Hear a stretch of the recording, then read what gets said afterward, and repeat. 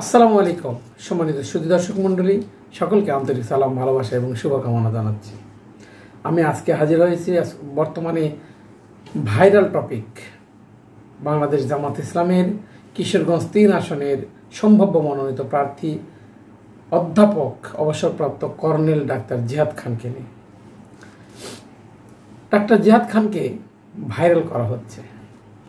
Doctor জিহাদ খান একজন বিশিষ্ট ব্যক্তি, আওয়ামী লীগের সাবেক রাষ্ট্রপতি আব্দুল হামিদ খানের শ্যালক। হ্যাঁ, আপনারা ঠিকই শুনছেন। তবে সেই শ্যালকের আরেকটা পরিচয় আছে, যে পরিচয় তিনি নিজে ধারণ করেন, যে পরিচয়ের সাথে আওয়ামী লীগের কোনো সম্পর্ক নেই, যে পরিচয়ের সাথে তার রাজনৈতিক দর্শন সম্পূর্ণ আলাদা। কিন্তু জিহাদ খানকে কোনো অজানা কারণে তাকে ট্যাগ লাগিয়ে দেওয়া হচ্ছে আওয়ামী লীগের।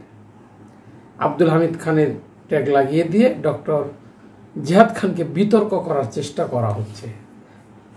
অথচ যে ঘটনাগুলো আমরা যদি মনে করি, রাজনীতির ক্ষেত্রে আত্মীয়তার সম্পর্ক থাকবে। এই পৃথিবীতে আমরা যদি দেখি, বাংলাদেশে একমাত্র দেশ যে দেশে বিআই এক বিআই করেন আওয়ামী লীগ, এক বিআই করেন বিএনপি। এটা আজকে নতুন কিছু নয়। এক ভাই বিএনপি, এক ভাই জাতীয় পার্টি, এক ভাই আওয়ামী লীগ, এক ভাই জামাত। এটা নতুন কিছু না, পুরাতন। কিন্তু কোনো এক অজানা কারণে ভাইরাল করা হচ্ছে। আমরা যদি দেখি যে ভাইরাল করা হচ্ছে, অধ্যাপক কর্নেল অবসরপ্রাপ্ত ডক্টর জিহাদ খান বাংলাদেশ জামাত ইসলামের কেন্দ্রীয় মজলিসের শুরা সদস্য এবং কিশোরগঞ্জ জেলা জামাতের আমির। আগামী জাতীয় সংসদ নির্বাচনে কিশোরগঞ্জ ৩, করিমগঞ্জ, তারাইল আসনে জামাতের সম্ভাব্য মনোনীত প্রার্থী হিসেবে তার নাম ঘোষণা করা হয়েছে। তিনি 1988 সাল থেকে জামাতের রকম। তো অধ্যাপক জিহাদ খান এমন তো না যে আওয়ামী লীগ থেকে এসে জামাত ইসলামে প্রতিষ্ঠিত হয়েছে, এরকম না। আমরা যদি ভালো করে দেখি, আরো মানে ক্লিয়ার করে বলতে চাই, সেটা হলো অধ্যাপক কর্নেল ডক্টর জিহাদ খান রাজনৈতিক দর্শনেই জামাত ইসলাম।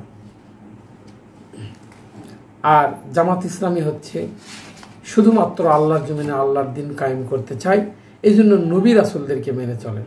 আমরা যদি পিছনে দেখি নবী রাসূলদের কাহিনী, হযরত মুহাম্মদ সাল্লাল্লাহু আলাইহি ওয়াসাল্লামের আপন চাচা আবু জেহেল ছিলেন কাফেরদের সর্দার, কাফেরদের নেতা। আমরা যদি আরো পিছনে যাই, আমরা দেখব ইব্রাহিম আলাইহিস সালামের বাবা কাফেরদের নেতা। আমরা আরো পিছনে গেলে হযরত নূহ আলাইহিস সালামের স্ত্রী এবং তার সন্তান কাফেরদের নেতা। হযরত আসিয়ার স্বামী ফেরাউন নিজে একটা কাফের। তো এখানে ইসলামী আন্দোলন যারা করে, তারা নবী রাসূলের সুন্নাহ অবলম্বন করে। তো সেইখানে তার কে দুলাভাই রাষ্ট্রপতি আওয়ামী লীগের, কোন চাচা বিএনপি নেতা, কোন ভাই আওয়ামী লীগের কেন্দ্রীয় নেতা, জামাত ইসলামীতে এটা যাচাই হয় না। জামাত ইসলামীতে যেটা যাচাই হয় সেটা হচ্ছে তার রাজনৈতিক দর্শনটা কতখানি শক্তিশালী, জামাত ইসলামের প্রতি, ইসলামী আন্দোলনের প্রতি তার প্রচেষ্টা কেমন, এবং বাংলাদেশ জামাত ইসলামের উপরে তার আন্তরিকতা কতখানি। এবং জামাত ইসলামের 3টি ধাপ আছে: সহযোগী সদস্য, কর্মী এবং রকম। তো এই ধাপগুলো পার হয়ে সমর্থক, কর্মী, সদস্য, রকম প্রার্থী, এই ধাপগুলোতে যখন উত্তীর্ণ হয় তিলে তিলে, এরপরে তাকে রকম হিসেবে শপথ দেওয়া হয়। আর রকম হিসেবে শপথ নেওয়ার পরে ইসলামী আন্দোলন ছাড়া তার ভাবনার কাছে আর কিছু নেই। তার ভাবনার জগতে ইসলামী আন্দোলন ছাড়া আর কোনো কাজ নেই। তাকে শপথ করতে হয়, তাকে বলতে হয়, কুল ইন্না সলাতি ওয়া নুসুকি ওয়া মাহিয়ায়া ওয়া মামাতি লিল্লাহি রাব্বিল আলামিন। আজকে থেকে আমার নামাজ, আমার কুরবানি, আমার জীবন এবং আমার মৃত্যু একমাত্র আল্লাহ রাব্বুল আলামিনের জন্য যিনি বিশ্বজগতের রব। সেইখানে অধ্যাপক অবসরপ্রাপ্ত কর্নেল ডাক্তার জিহাদ খান শপথ করেছেন ইসলামী আন্দোলনের। সেখানে সে প্রার্থী জামাত ইসলামের প্রার্থী হতেই পারে, এমন তো না জিহাদ খান আপনাদের প্রার্থী। আপনাদের এত মাথা ব্যথা কেন? এখন আপনাদের সামনে আমি কিছু আমলনামা উপস্থাপন করব, যেটা হচ্ছে আওয়ামী লীগ বিএনপির সাথে এরকম সম্পর্ক আছে কিনা সেই সম্পর্কগুলো আমরা দেখব। সেটা হচ্ছে আমরা একটু চোখ বোলাতে চাই আওয়ামী লীগের শেখ সেলিম, যাকে আপনারা চিনেন শেখ ফজলুল করিম সেলিম, আওয়ামী লীগের প্রেসিডিয়াম সদস্য এবং সংসদ সদস্য ছিলেন। তার ঘরের পুত্রবধূ নেন্সি শেখ ফজলে ফাহিমের স্ত্রী, অর্থাৎ শেখ সেলিমের ঘরের পুত্রবধূ। আমরা যদি আরো দেখি, বিএনপির স্থায়ী কমিটির সংসদ সাবেক সদস্য 6 বারের এমপি, তার চাচাতো ভাই। বিএনপির স্থায়ী কমিটির সাবেক সদস্য 6 বারের এমপি সালাউদ্দিন কাদের চৌধুরী, বিএনপির 6 বারের এমপি। তার ভাই গিয়াস কাদের চৌধুরী, তিনিও বিএনপি নেতা। কিন্তু তার চাচাতো ভাই সালমান এফ রহমান আওয়ামী লীগ নেতা ও পালিয়ে যাওয়া প্রধানমন্ত্রীর উপদেষ্টা ছিলেন। আওয়ামী লীগের সহযোদ্ধা, সহযোগী ওয়ার্কার্স পার্টির চেয়ারম্যান এবং সাবেক সংসদ সদস্য তার বোন সেলিনা রহমান বিএনপির স্থায়ী কমিটির সদস্য এবং সাবেক সংস্কৃতি প্রতিমন্ত্রী। এনায়েতুল্লাহ খান সাংবাদিক ও আওয়ামী লীগ নেতা, তার বোন রোকেয়া রহমান বিএনপির উপদেষ্টা পরিষদের সাবেক সদস্য। মির্জা আব্দুল আওয়াল বিএনপি থেকে পাবনা 8 আসনের সাবেক সংসদ সদস্য ছিলেন। তার ভাই মির্জা আব্দুল জলিল কৃষক লীগের সাবেক সভাপতি।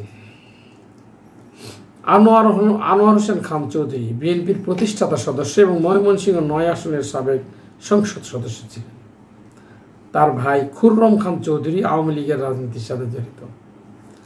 শাহজাহান ইসলাম তুহিন বিএনপি নেতা ও নীলফামারী 1 আসনের সাবেক সংসদ সদস্য ও খালেদা জিয়ার ভাগ্নে। তার শ্বশুর শাহজাহান খান আওয়ামী লীগ নেতা ও সাবেক মন্ত্রী। রহিমউদ্দিন ভরসা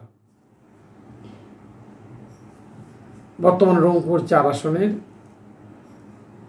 সাবেক সংসদ সদস্য ছিলেন। তার ভাই করিমউদ্দিন ভরসা আওয়ামী লীগের দোসর জাতীয় পার্টির 1 আসনের সাবেক সংসদ সদস্য ছিলেন। বিএনপি চেয়ারপারসনের উপদেষ্টা ও সাবেক বিদ্যুৎ প্রতিমন্ত্রী ইকবাল হাসান মাহমুদ টুকুর মেয়ে সারা হাসিন মাহমুদ আওয়ামী লীগের প্রেসিডিয়াম সদস্য শেখ ফজলুল করিম সেলিমের ছেলে ব্যারিস্টার শেখ ফজলে নাইমের স্ত্রী, অর্থাৎ শেখ ফজলুল করিম এবং বিএনপি নেতা ইকবাল হাসান মাহমুদ টুকু আপন বিয়াই।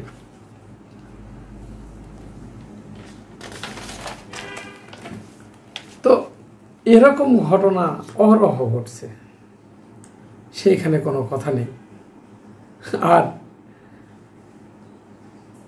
তাহলে কি আমরা ধরে নিতে পারি না জিহাদ খান যদি রাষ্ট্রপতির শ্যালক হওয়ার কারণে জামাত দীর্ঘদিন থেকে 1988 সাল থেকে জামাতের সাথে সরাসরি জড়িত এবং জামাতের কেন্দ্রীয় মজলিসের শুরা সদস্য, কিশোরগঞ্জ জেলা জামাতের আমির, সে যদি প্রার্থী হতে না পারে তাহলে ইকবাল হাসান মাহমুদ টুকু, সেলিমা রহমান এরাও প্রার্থী হতে পারবে না।